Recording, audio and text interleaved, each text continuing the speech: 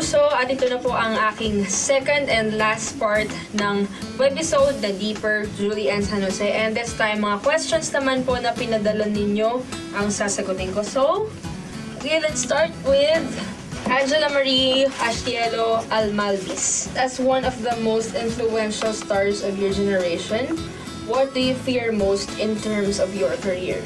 Siguro yung fear ko, yung takot na baka hindi ko na ma-sustain kung ano man yung ginagawa ko, or kumbaga parang hindi na enough.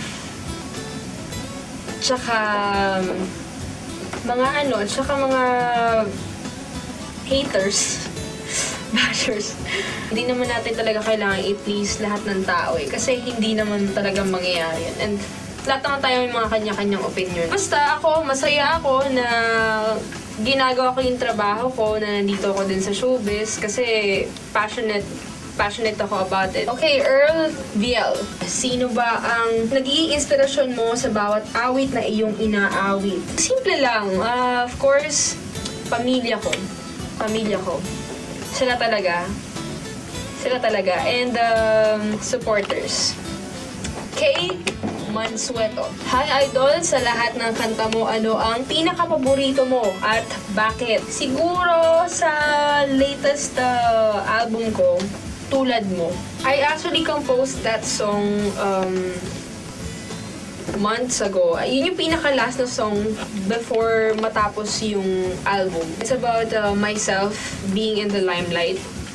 Kung paano ako nag-start. It's actually a rap song.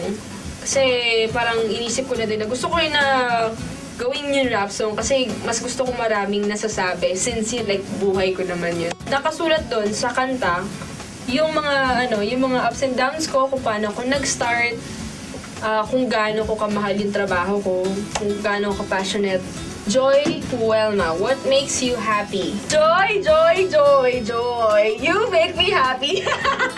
Ayun, hindi, pero seryosa. Isa ka sa mga tao na napapasaya sa akin.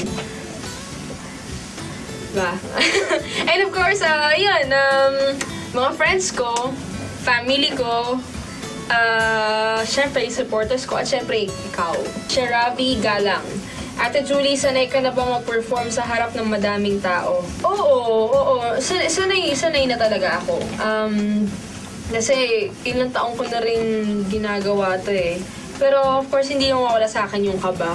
Nandun pa din yung kaba. Kasi kapag hindi ako kinakabahan, parang feel, parang ayoko nang, baka ma-overdo ko siya.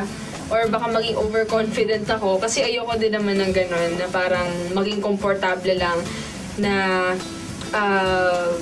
parang diyan ka na lang, di ba? Hanggang dun ka lang. Kasi ako, I believe na as a singer, kailangan mong umangat, hindi ka pababa.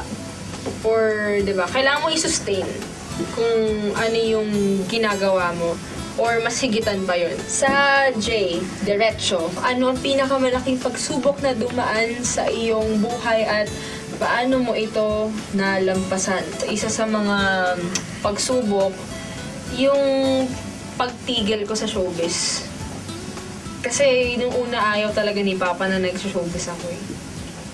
Kasi ayaw niya ng intriga, ayaw niya ng issue, ganyan. Tsaka gusto niya ako makataas ng pag-aaral. Kasi nung sumali ako ng Pop Star Kids, hindi niya alam eh. Natanggap ako sa screening, tsaka ako sinabi. Hindi naman ako nanalo sa Grand Finals. Ayan, hindi ako nanalo sa Grand Finals. Tapos yung sinabi ni Papa na tumigil ka na, ganyan-ganyan. Kasi wala naman tayo mapupuntahan. Naging mahirap for me kasi nasimulan ko na siya eh. Kumbaga parang na-enjoy ko na siya. Tapos parang na-realize ko na gusto ko to. Gusto kong gawin. Wala din naman na parang mapag-a-applyan yung pagkanta ko, yung pagtugtog ko ng instruments, or kung ano man yung meron na talents ako. Tsaka for me kasi, this is one way of sharing what God gave me. Na mga talents and skills or what, diba? Pero ayun nga, ayaw niya akong mag-showbiz. Kasi pinagde-decide niya ako kung titigil ako ng pag-aaral, ipagpapatuloy mo yung showbiz. Or titigil ka ng showbiz, papatuloy yung pag-aaral mo. Umiyak ako doon. Umiyak ako noon kasi sobrang hirap siya for me. Kasi bata pa ako yun, 11 years old. Tapos, ayun, pinrove ko naman sa kanya, nagkaroon kami ng deal na pagpapatuloy mo yung showbiz, pero pagpapatuloy mo rin yung school, kailangan ko pagsabihin. I graduated naman ng matataas ang marka, tsaka may mga awards din. Kaya, ayun, nairaos din siya. Tapos, yun nga, si Papa nga actually naghahatid sundo sa akin till now. Yun, I'm thankful to him din na pumayag siya. Kasi si Mama naman kahit naman saan ako pumunta, supportahan talaga niya ako. Kasi, kung ano lang yung gusto ko, parang kung ano yung gusto ng puso ko, sundin ko, diba? Kung ano yung gusto kong marating, dun din siya. Pero like yun nga, si Papa, sinabi ko kanina, yung medyo strict siya ng konti. Siguro kasi like panganay ako, tapos babae pa. Tulan talaga naman ng mga magulang na kung ano yung makakabuti para sa anak nila. Well, I get that. It's time, like for me, then mag-decide din for myself. Bilang tumatanda din naman ako. Ayun. Ano pa ba ang pwede mong ma-contribute or pwede mong gawin sa mga tao para mapanatili mo ang paghanga nila sa iyo? Ano yun at bakit? Gusto ko rin na mag-explore or i-enhance pa yung capacities ko din. Pero hindi ko pa naman naiisip kung ano pwede pang gawin or baka soon pwede akong maging newscaster or anchor. Kasi gusto ko rin like matry yung sa public affairs, posting, journalism. Parang kasi for me like nothing beats experience eh. Diba? Pag journalist ka, kailangan eksperyensado ka. So far, hindi ko pa naman naisip na pumasok ng politics. So far, Pero, I don't know, let's just see.